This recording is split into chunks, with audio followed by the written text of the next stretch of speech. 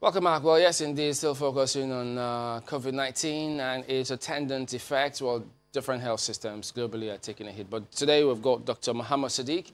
He's a senior university teacher of health management and leadership School of Health and Related Research, University of Sheffield in the UK. Good morning, Doctor. Thank you for joining us today.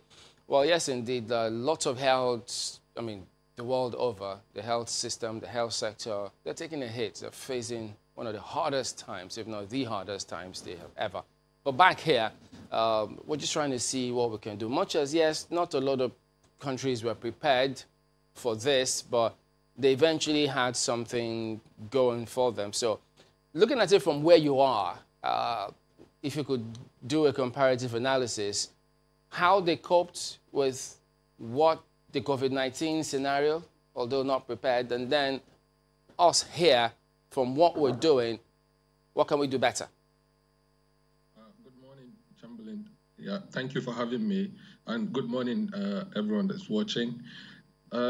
So I think COVID-19 has come probably at the worst time for us globally, because this is a time when I think politics have been at the most divisive, but we're dealing with an infection that forces us to all work on one team.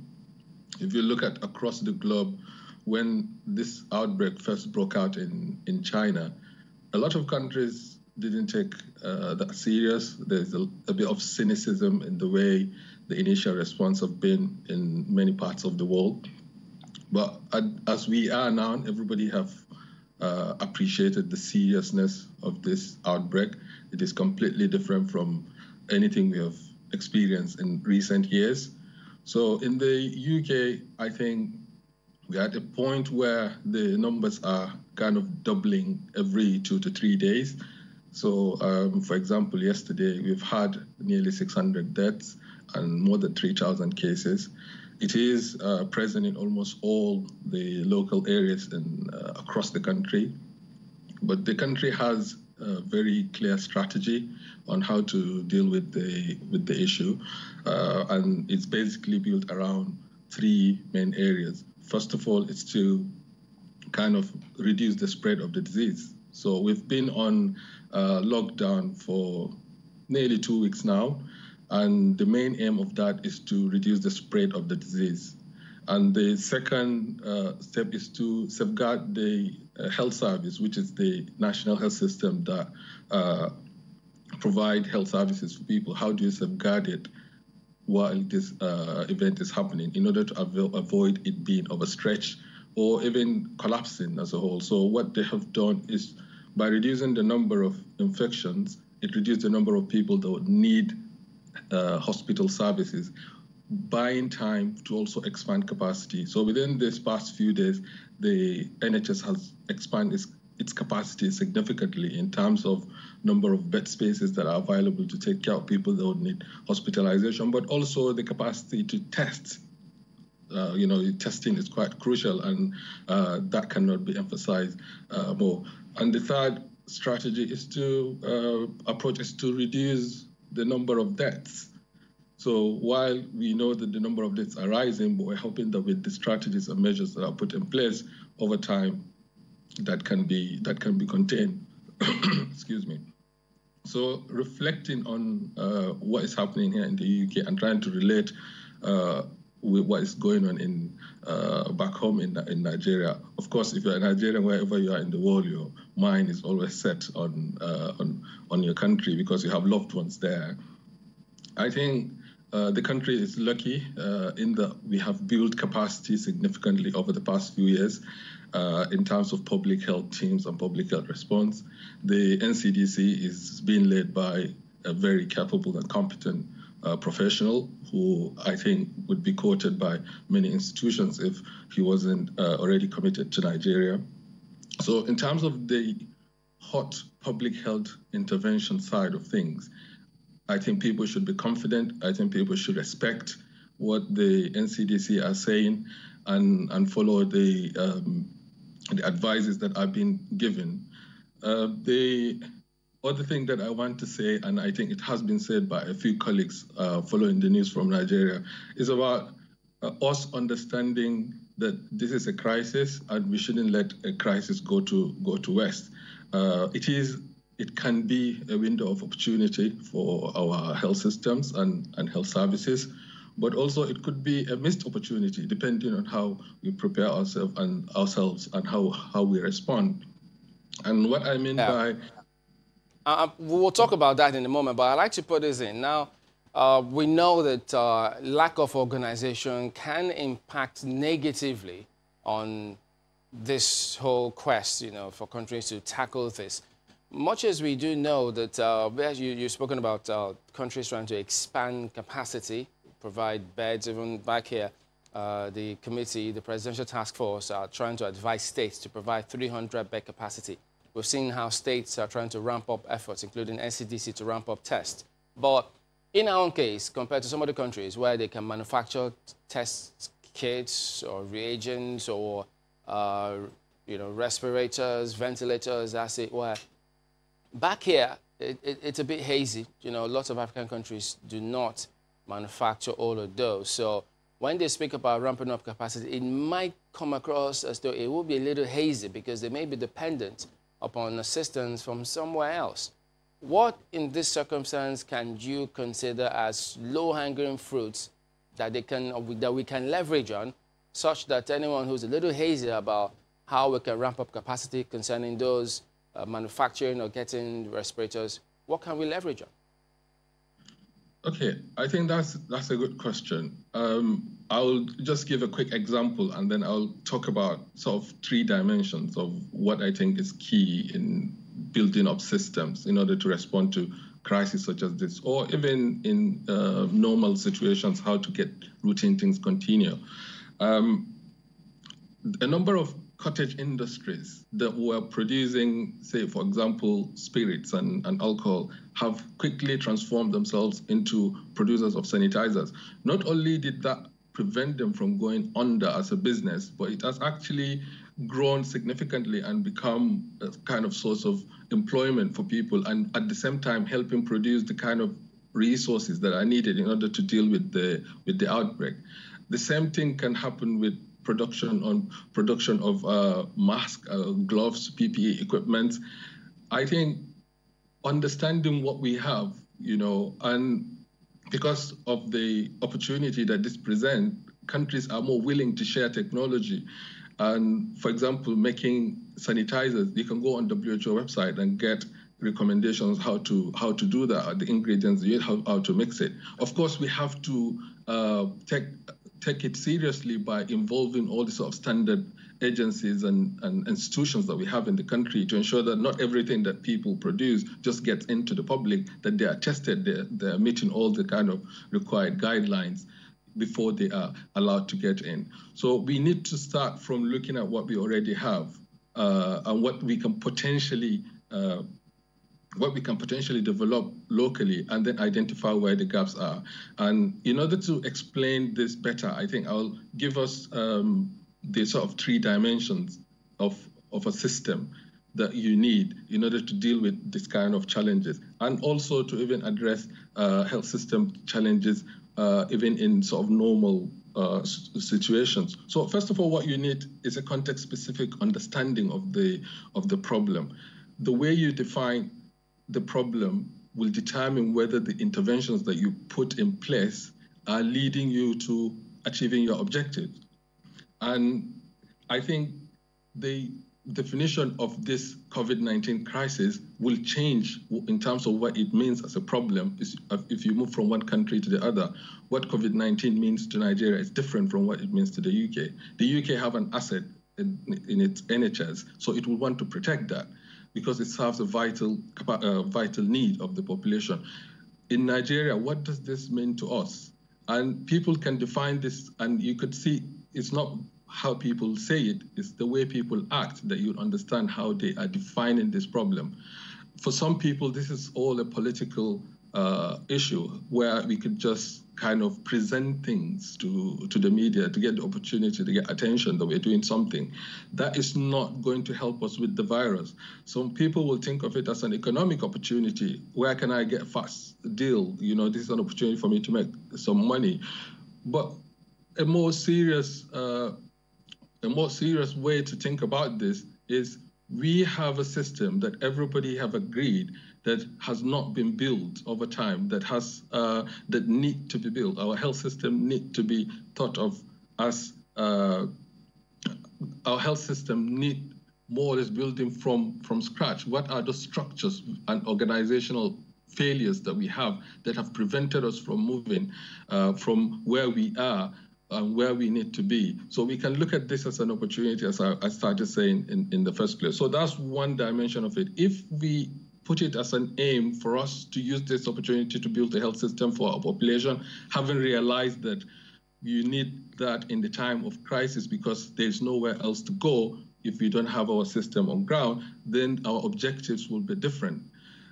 If our objectives, for example, is to save lives, the measures that we put in place should not take more lives than the disease itself would have taken. So, for example, the unfortunate incident that's been reported, not confirmed yet on media, that people are being harassed at checkpoint, even someone reporting about shooting of someone at a checkpoint. I think that should be avoided. If you're trying to safeguard life, then the measures that you put in place should actually not make it worse. So that's one dimension of it. And the way you understand the context side, the context-specific understanding of a problem is by using the knowledge that you have within.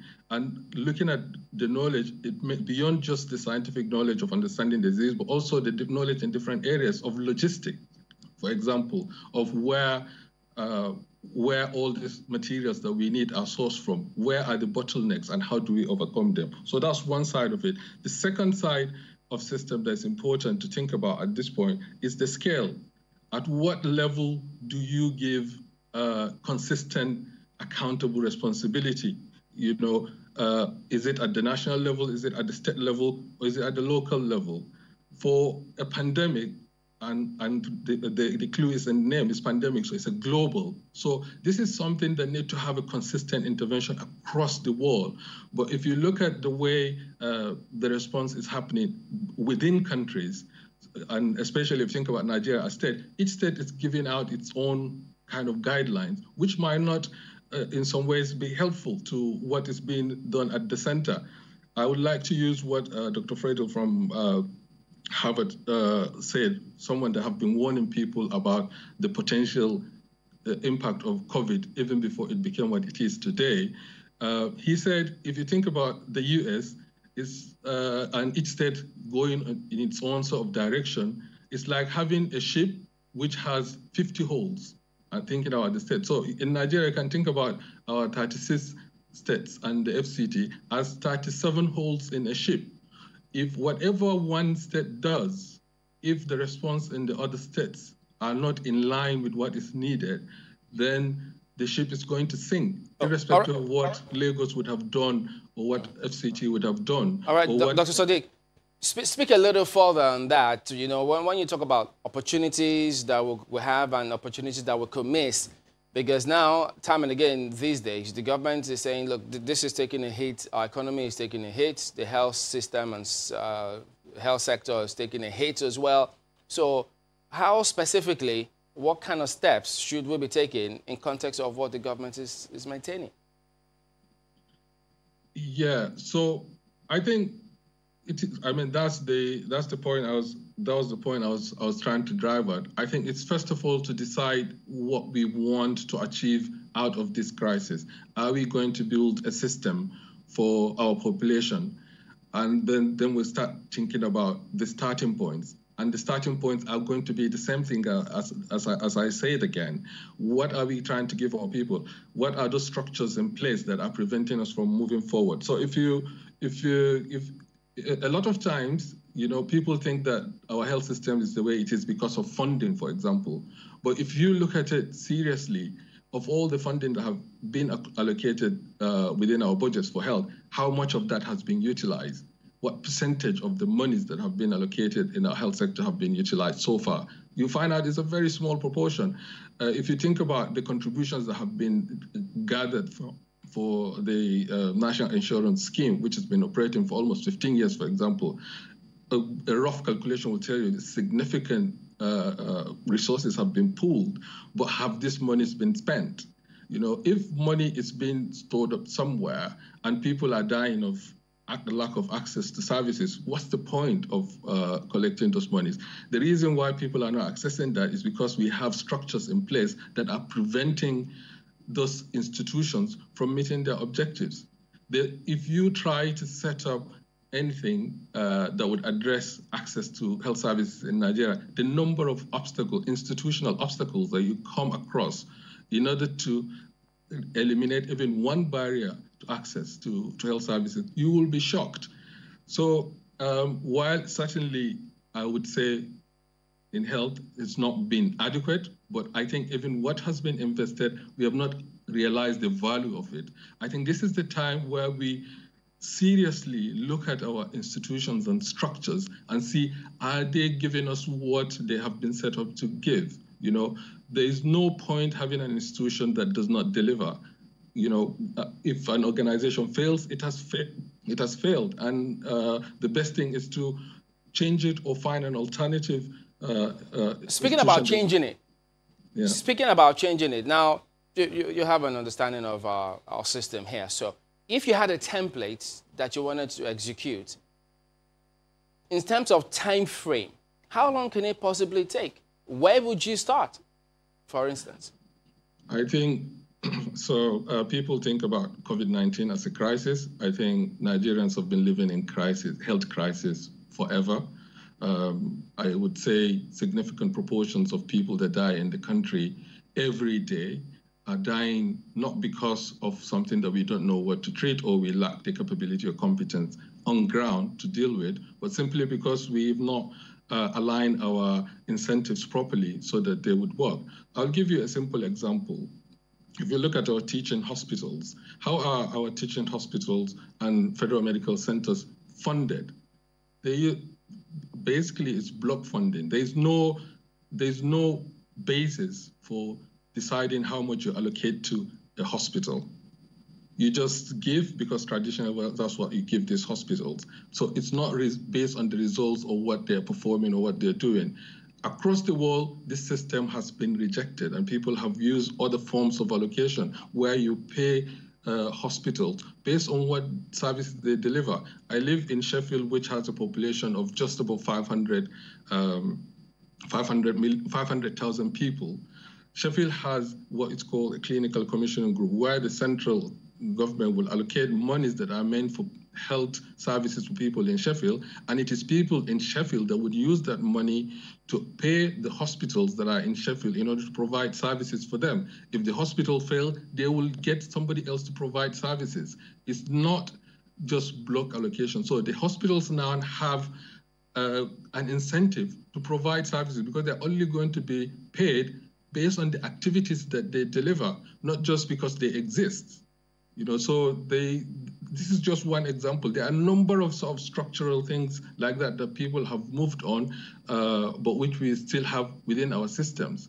And we take a long time in terms of making changes without, like we have to go through all sort of legislations and policy development, and those processes in themselves becomes the work instead of actually delivering on the services.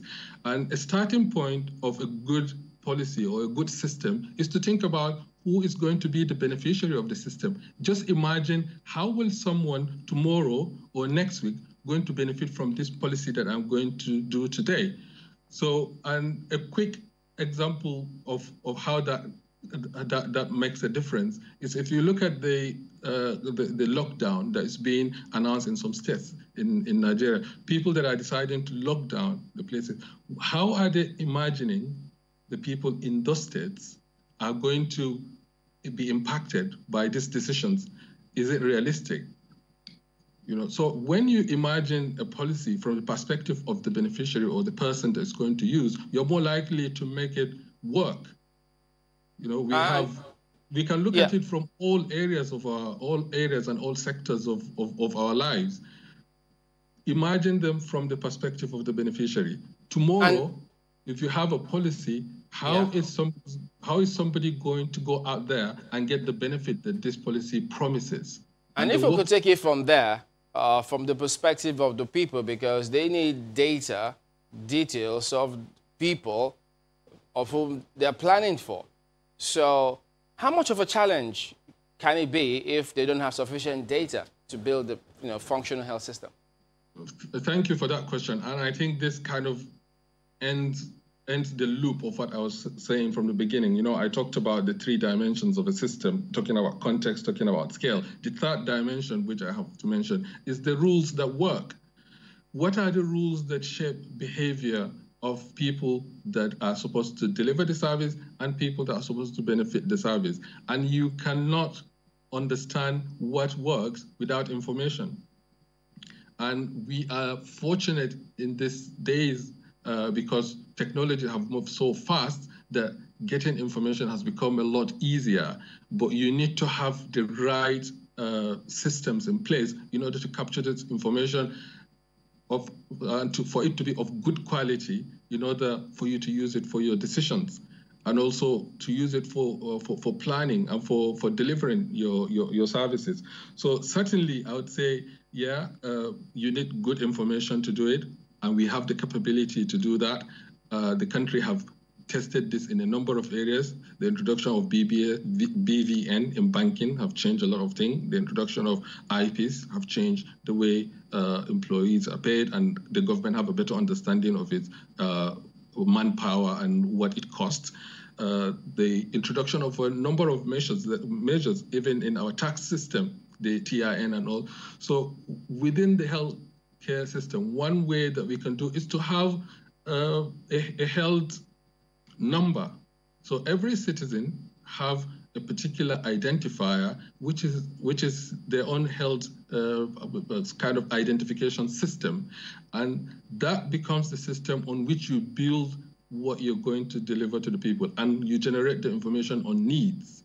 And we have the capability to do that. We have in Nigeria companies that provide these services for even developed countries. They are based in Nigeria, they're based in our cities, in Abuja, in Lagos, that are offering services for major companies and countries across the world of these services. And I think that kind of loops back to the first dimension that I talked about, which is our own context, understanding what knowledge resources that we have. How are this knowledge produced, how are they distributed, and who controls them? If you understand that, then we'll be able to distribute it more equitably, so that a majority, or at most, if not all of the population, can have access to the benefits of what we already have. And then we will have an understanding of where our gaps are and how we can get those gaps in and work with that to sort out a problem. Yeah, so certainly, having an information system that works is fine, and we do have the capability and the people that can do that. Right. In these times, it's incredibly difficult. I'm not advised to physically check on people because, yes, there is a lockdown in different parts of the world. But how are you coping with the lockdown? What is it that your environment allows you to do? And what can people pick a thing or two from how you're coping with it? So I think lockdown is a key major strategy for preventing COVID-19. But lockdown works if it is planned properly and using the science underlying it.